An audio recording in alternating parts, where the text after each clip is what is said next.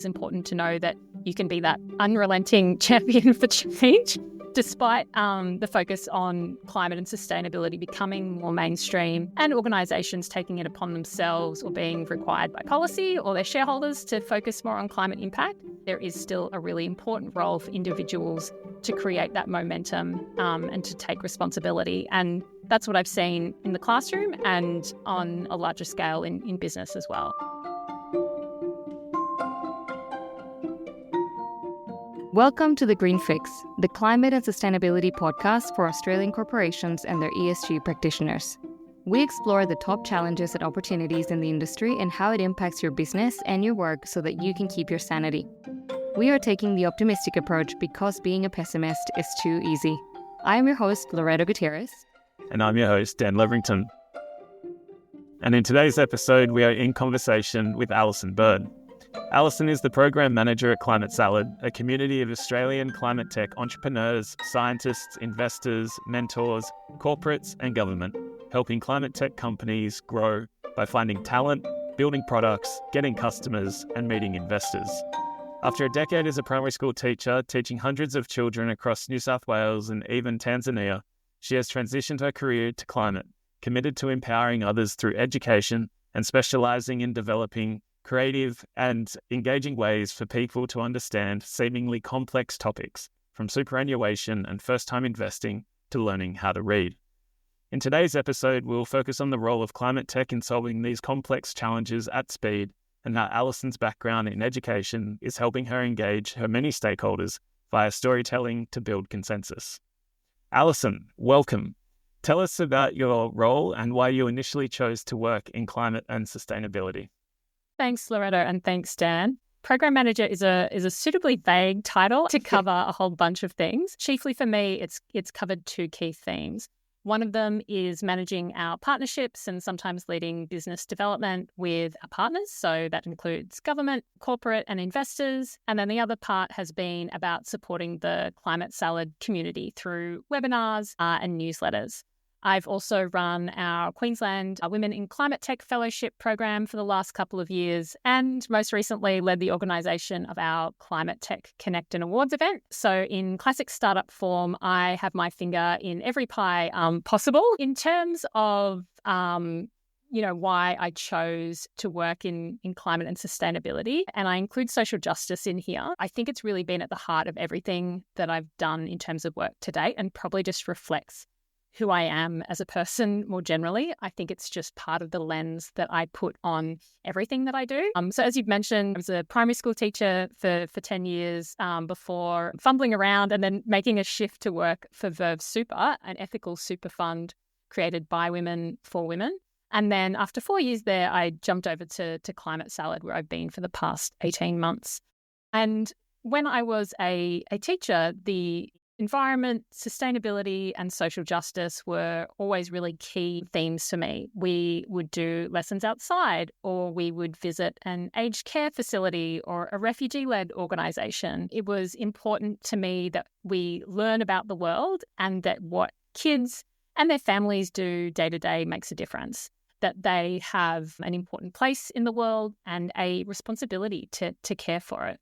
And I always bring in social justice because I don't think we can really have conversations about climate and sustainability without mentioning the social justice element as well. So I feel like I haven't really made a choice to work in climate and sustainability in some ways. I just think that if I was working as a mechanic or a caterer or a journalist, I would still bring this perspective. I'd be like, how can we recycle this oil? How can we cut down on food waste?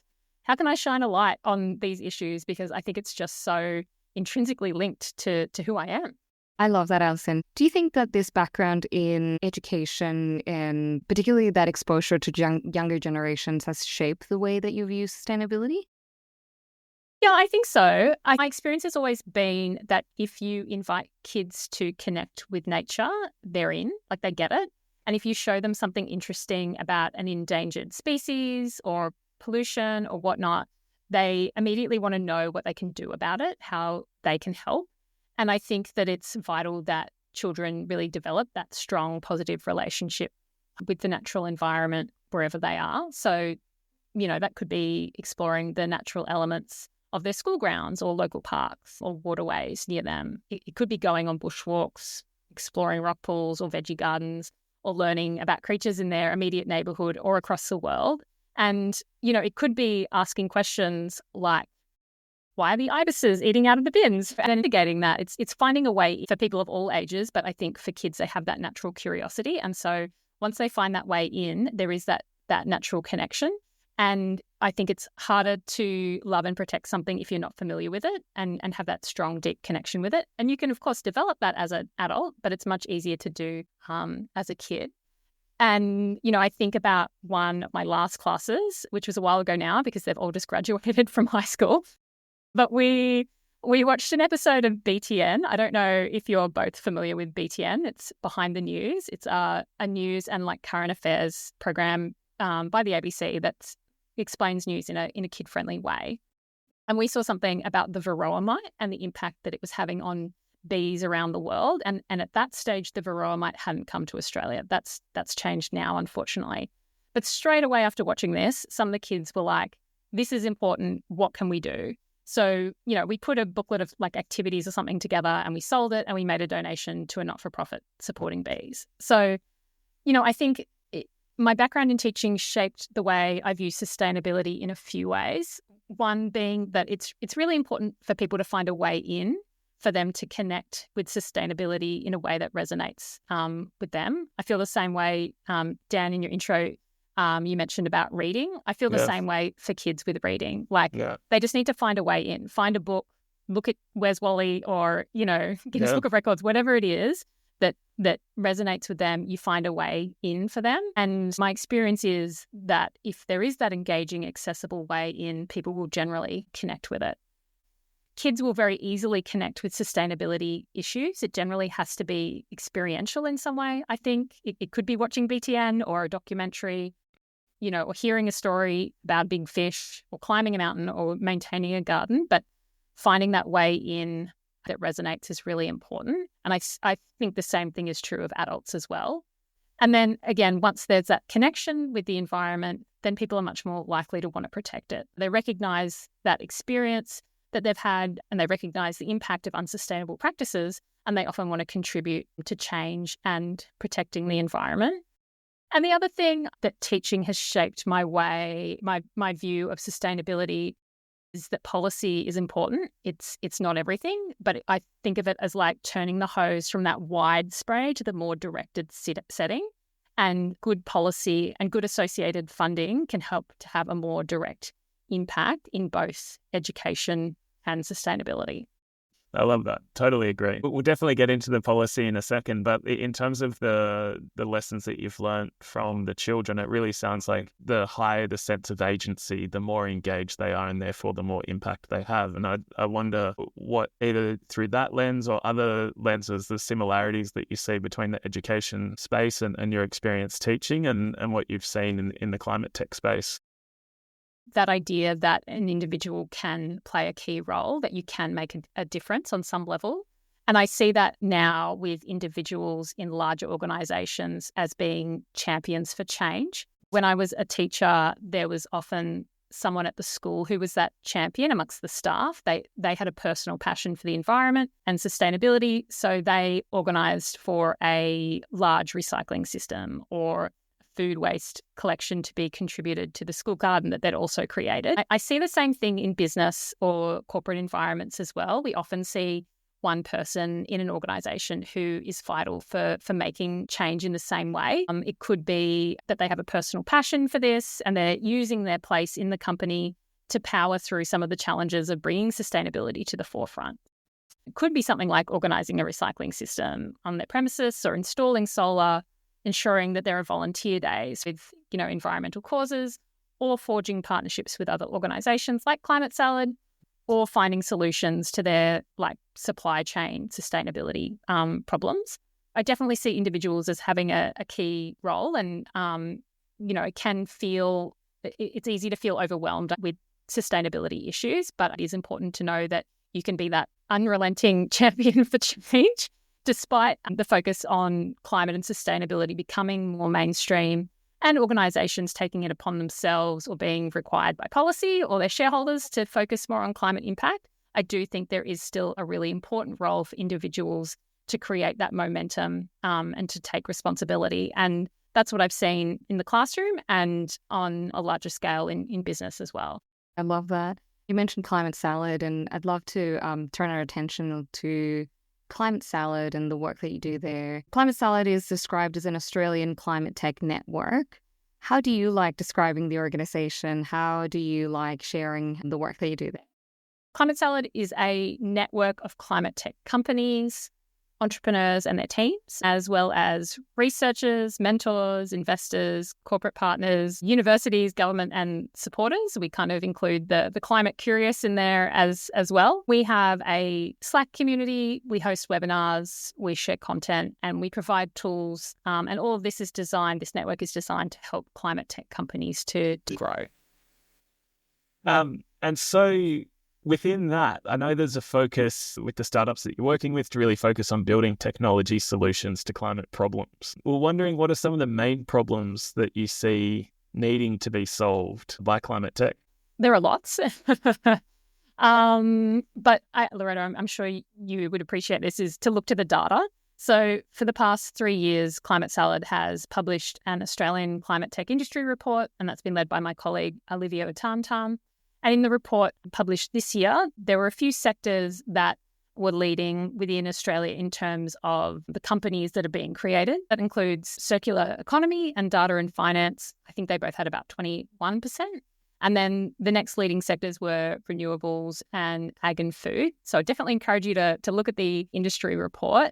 But in terms of what problems need to be solved, our co-founder and CEO, Mick Klubinskas, will often say there's no silver mushroom. There's not one thing that can solve all of the climate problems. We know that there are, 1 million plus climate problems, and therefore we need hundreds, if not thousands of solutions, as we essentially need to update our current way of life. We need better sustainable aviation solutions. We need better agricultural solutions. We need better ways to deal with plastic. We need better ways to create products without plastic. We need better ways to deal with food waste and fashion waste. And we need to power everything in a more sustainable way. And we need to change human behaviour, which arguably is the most difficult part. So honestly, I think there is demand from all industries. Having said that, I would say energy is up there, sustainable ag and food is up there, transport and mobility is up there.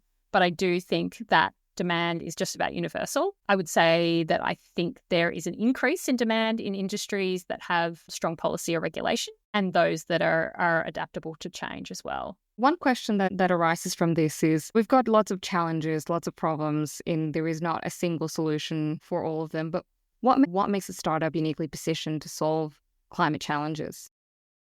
It's a good question. And I think it's important to highlight that I don't think that startups alone have the power to solve climate problems. Climate problems will require government support, changes in current business practices, including for established corporates, as well as that individual and community action. However, I do think that startups do have a unique position to tackle climate problems, partly because of their agility and innovation, and they often have a mission-driven focus already. Unlike those larger corporations, startups can also pivot quickly. They can experiment with emerging tech and adapt to any changes, regulatory or market changes, usually with less bureaucracy and red tape than larger organisations. So they're often more willing to take risks too, which enables them to really take on bold climate challenges. Many startups, as I said, are founded with that clear purpose to address environmental issues. And so they foster that strong mission-driven culture from the start, and that attracts passionate talent, investors and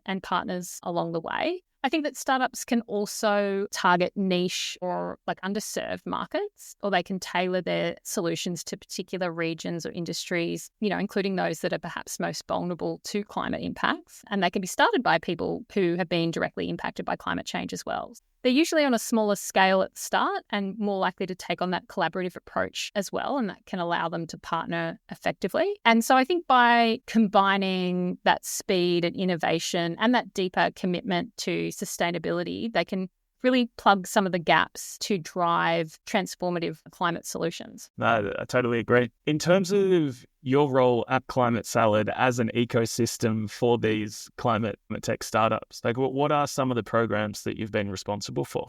I shouldn't have favorites, but one of the key things that I really enjoyed doing was, as I mentioned before, I've run the last 2 Queensland Women in Climate Tech fellowships. So I've taken 15 women through an 8-week program where the cohort has learnt about the climate tech ecosystem and become really firmly connected with it. That's, like on most fellowships, it's really about building your network and exploring knowledge as well. So pathways to funding. They had a chance to pitch at our Queensland Climate Tech Showcase, which was both thrilling and terrifying for most of them. And it really helped them to develop confidence in their leadership of a climate tech startup. And that was in partnership with the Queensland government. And we really appreciated their support there. I've also run our community webinars. And just as a massive nerd who likes to learn about just about anything, is topics from setting up business in China to cybersecurity for startups, to opportunities for startups in carbon markets, to building your personal brand presence on LinkedIn. So we've covered a lot of ground. We also have a regular member connect session where any Climate Salad member can jump on the call and they get to connect with a smaller group of other members online.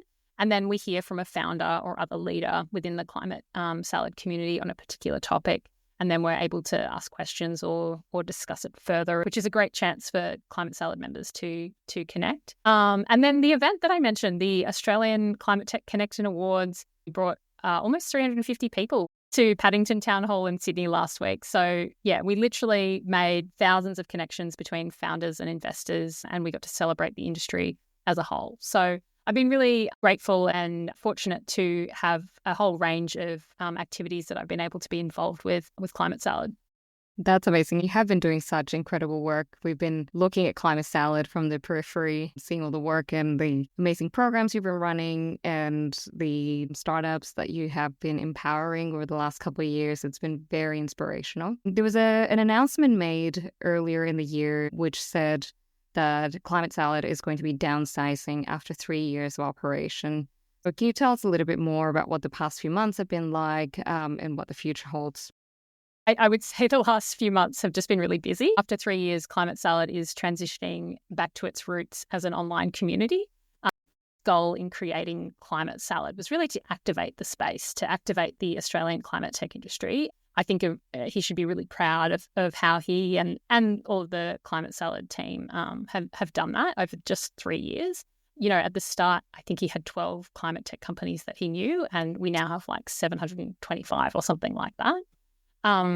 But in just the past few months, Climate Salad has taken 10 companies on a trade mission to the US. We've also been really busy in the lead up to the Australian Climate Tech Connected Awards, which was a great success last week. So it's actually been a really busy time since that announcement as we continue to do the work that we do best, which is just to support Australian climate tech startups and to connect the industry. In terms of some of those successes that you've seen over the past few years, I know you're not allowed to have any favourite programs. I wonder if you're allowed to have any favourite startup success stories. I have some that are my go-to, so read into that what you will. Just to take a step back, it's important to look at the goals that Climate Salad has set, and that was to support 1,000 Australian climate tech companies by 2030 and to support 100 of them to go global. So as I mentioned, we've currently 125 companies in our network, and to date we've taken 83 on trade missions or they've participated in our global growth program. So made some really great progress in a short period of time there. In terms of companies that I regularly highlight, one of them is GoTerra, which you may have heard of. They won our Impact Award a couple of years ago. So GoTerra addresses food waste in quite a novel way. They use black soldier fly larvae to process organic waste, which sounds really gross, but they're not to be confused with your average housefly.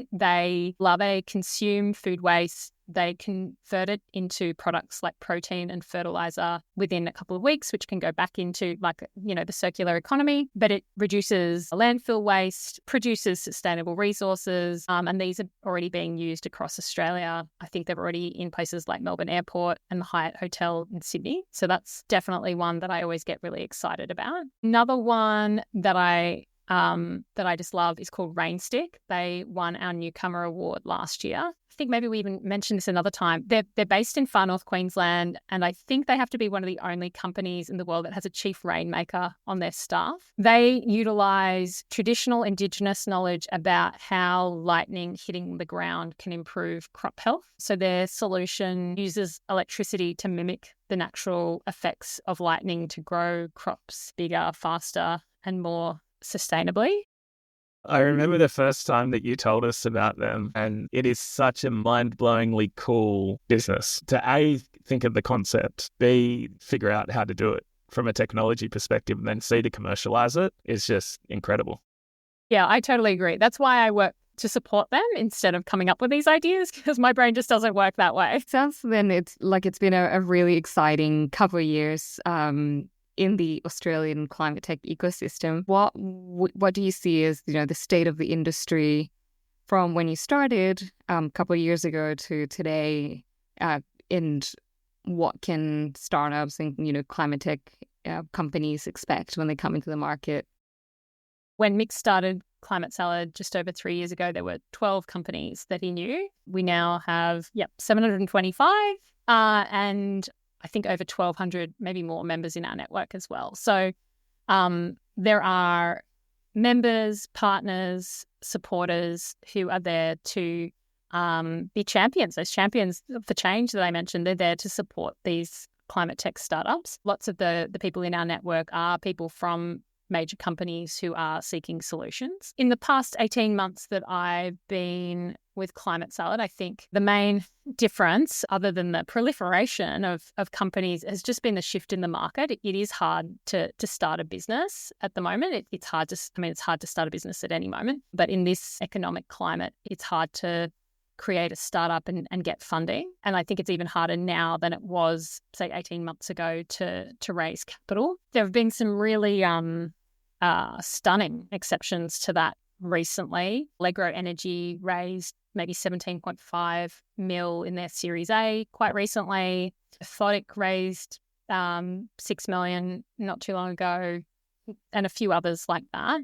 But, for every company that has raised, there are hundreds of others, probably more, who are still trying to, or they've missed out. So I think that while there are more companies in the market, it's tougher to get funding at the moment. Part of that's obviously supply and demand, but part of that is the market conditions. But ever the optimist, hopefully that will shift in the next 6 to 12 months anyway.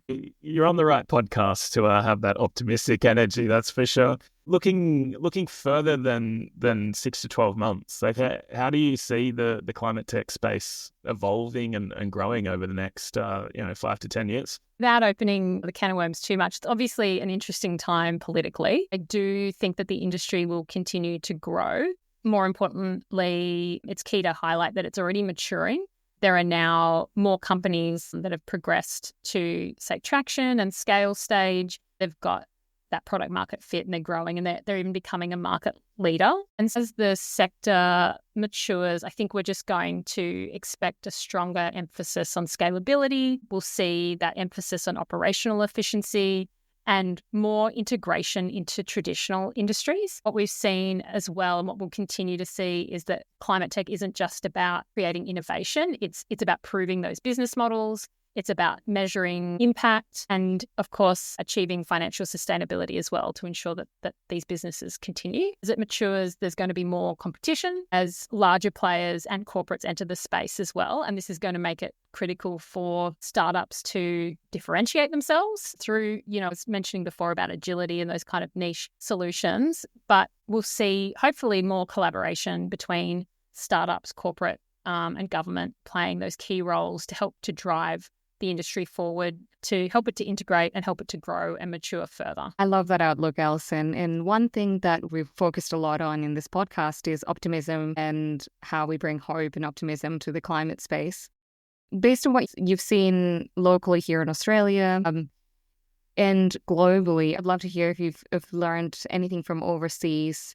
Any examples of companies or business practices that give you optimism that may be applied here in Australia? There are a few leading spaces to look at across the world. One being China. It leads the way in terms of the world's installation of renewable energy. They lead the way on the electrification of everything. They lead the way in climate tech manufacturing capacity, that kind of significant rapid increase of that capacity. There are a lot of complexities around that, of China leading the way there. But there's also a real opportunity. And we heard from Tim Buckley, CEO of Climate Energy Finance recently, and he was just highlighting some of this, and also that there is a 1 billion tonne per annum emissions reduction opportunity for Australia there in China. So definitely some things to look to China. In Europe, I think we can look at the way that they do policy there. There are political challenges there at the moment, but I do think that Europe has established itself as a global leader in policy through the Green Deal. These policies do drive investment in renewable energy, energy efficiency, sustainable transport, and promote the circular economy. And that helps to create really a fertile environment for climate tech startups and scale-ups to thrive. If you're on top of the climate tech news across the world, you may have heard there's been a well-publicised setback of Northvolt recently, but there is a lot happening in Europe in terms of the startup world as well, including Climeworks out of Switzerland and Ørsted, who do offshore wind energy. And these companies are leaders in their field, and they are backed by really strong public-private collaboration and significant VC investment as well. In the US, who's to know? I'm still optimistic that progress and maturation will continue there as well. My colleagues Mick and Olivia went to the States for that trade mission. They just came back days before the election. And they've for the last 3 years. This year, a standout takeaway was that climate tech solutions are now already being used, and that the conversations that they were having, the focus is now on how to get the funding and the infrastructure to scale these solutions to levels that are already being demanded by climate and business needs. They're not just promising innovations, they're already being actively deployed. So I am optimistic. I'm realistic that it's incredibly hard work. I'm not entirely naively optimistic either. I think our global climate problems are worse than most of us think. But once we recognize that and start rolling up our sleeves to do what we can, I think you can find optimism, including in climate tech, and particularly already that Australian climate tech is having an impact and can have an even greater impact with the right support. I love that global overview, and I agree with all of it. Australian businesses perhaps underestimate our trading relationship with the EU and how much impact the EU regulation will have on Australian businesses being in those supply chains. One of the great things about the United States of America is that the states have a lot of autonomy. So just because the federal government may be going in one direction, that there's a lot of states that are already seeing the commercial benefits of being more progressive with their climate tech and implementation. Coming back to corporate Australia, Climate Salad has clearly provided a strong platform for these 750 startups growing from the 12 that you mentioned 3 years ago. What lessons do you think there are for corporate Australia in Climate Salad's arc to date?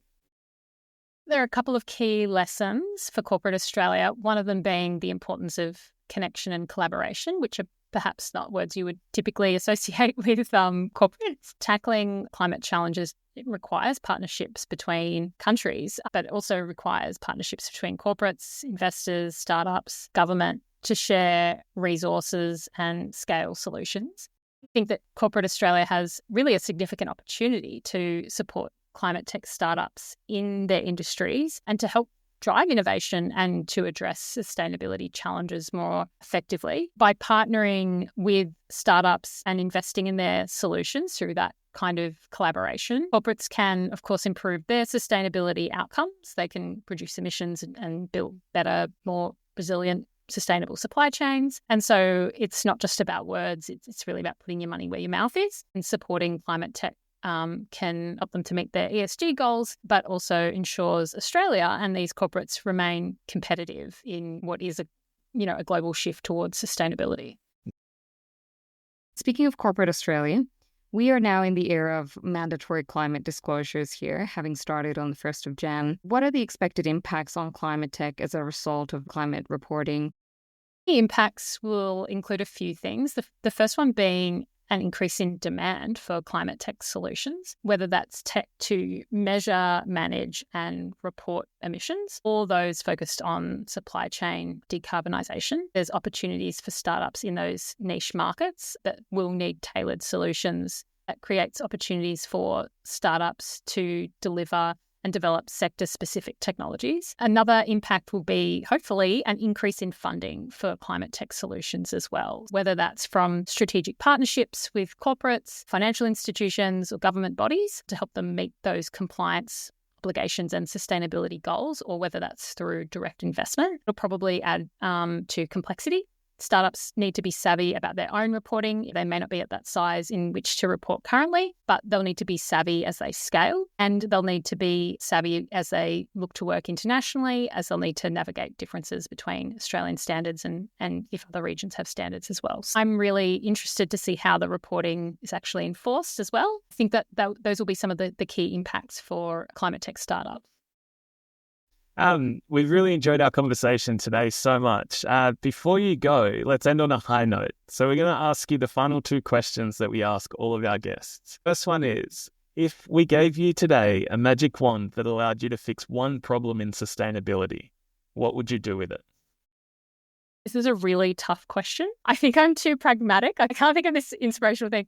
So I had to think about this for a while and hear me out on this. Imagine if with my magic wand, everyone had to work in a local community garden. And this isn't just because I manage a local community garden, but it would mean that there are more green spaces. So increased carbon sequestration would reduce urban heat, increase local food production, lowers transport emissions, deforestation and water use, not to mention reduce food waste and greater composting, as well as all the benefits of greater connection with the natural environment and community in terms of improving physical and mental health, and having that role and effect of wanting to protect that which you love. So if I had that magic wand, that would be what I would want to do. I love that. It's very pragmatic, and it's also an invitation for everyone listening to go find your local community garden and make Alison's wish come true. Preferably the one that I manage. We're always looking for new members. I also love that in one action, you have created a cascade knock-on effect. That's good. I like it. Simple but effective. Just make people get into the gardens.